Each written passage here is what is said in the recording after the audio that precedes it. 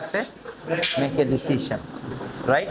So কেন এটা আমাদের দরকার? কারণ আমাদের এই বয়সটা, আমরা এখন যে বয়সে আছি, এই বয়সটাতে আমরা ম্যাক্সিমাম সময় সবচেয়ে বেশি সিদ্ধান্তহীনতায় ভুগি। কি করব, কি করলে ভালো হয়, কি করা যায়, কি করা উচিত, রাইট? এরকম ম্যাক্সিমাম সময় কিছু কনফিউশন কাজ করে এবং এই ইনডিসিশনের কারণে আমাদের লাইফে জটিলতা তৈরি হয়, রাইট ও রাইট? আমরা কি এরকম ফেস করতেছি? ম্যাক্সিমাম কি অনার্স ফার্স্ট ইয়ার না? আচ্ছা, অনার্স ফার্স্ট ইয়ার ছাড়া কি সেকেন্ড ইয়ারে কেউ আছি? থার্ড ইয়ার, ফোর্থ ইয়ার নাই, মানে ইন্টারমিডিয়েটের কেউ আছি? একজন, ওকে, থ্যাংক ইউ।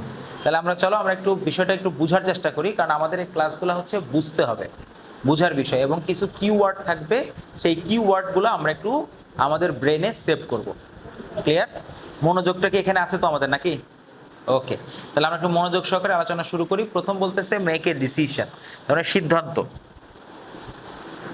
আমরা সিদ্ধান্তর বিষয়টা যখন কথা বলতেছি, তখন সিদ্ধান্ত নিতে গিয়ে আমরা তিন ধরনের প্রবলেমে থাকি। একটা হচ্ছে রাইট ডিসিশন, একটা হচ্ছে রং ডিসিশন, একটা হচ্ছে ইনডিসিশন।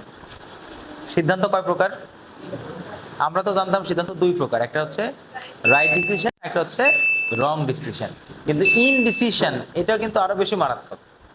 আমরা ম্যাক্সিমাম সময় যে প্রবলেমটাতে থাকি সেটা হচ্ছে ডিসিশন নেওয়ার ক্ষেত্রে এটা রাইট না রং, এই ইনডিসিশনে আমাদের অনেক সময় চলে যায়, কি রাইট? আমরা এই জন্য আজকে ডিসিশন কোনো লাইফে any type of decision make করার জন্য যে কি ওয়ার্ডগুলো অ্যানালাইসিস করা দরকার, সেই অ্যানালাইসিসগুলো নিয়ে আমরা মূলত আজকে আলোচনা করার চেষ্টা করব। মনোযোগ আছে তো নাকি?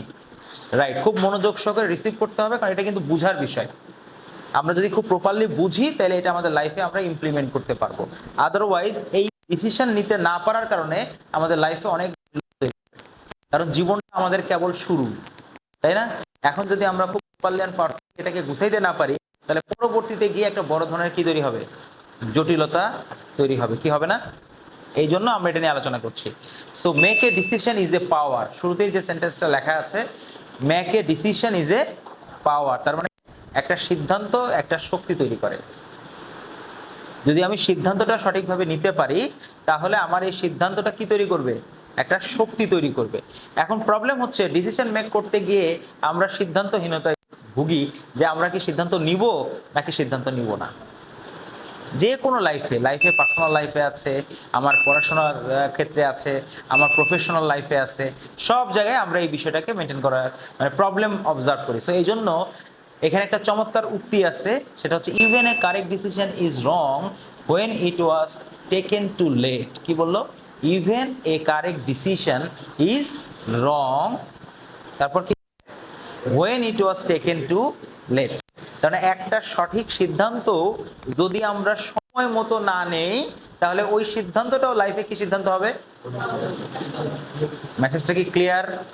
এই মেসেজটাকে আমরা বুঝতে, কারণ সিদ্ধান্তহীনতাই থেকে আমরা অনেক সময় কালক্ষেপণ করি না, সময় নেই, দেখি না দেখি দ্বারা ভাবি বুঝি, দেখি ভাবি বুঝি, এই দেখি ভাবি বুঝি করতে গিয়ে গিয়ে আমাদের অনেক সময় চলে যায়। এই জন্য সময়ের কাজ সময়ে করলে লাইফে চেঞ্জ আসে, আর সময়ের কাজ সময়ে না করতে পারি তাহলে লাইফে কোনো চেঞ্জ আসে না।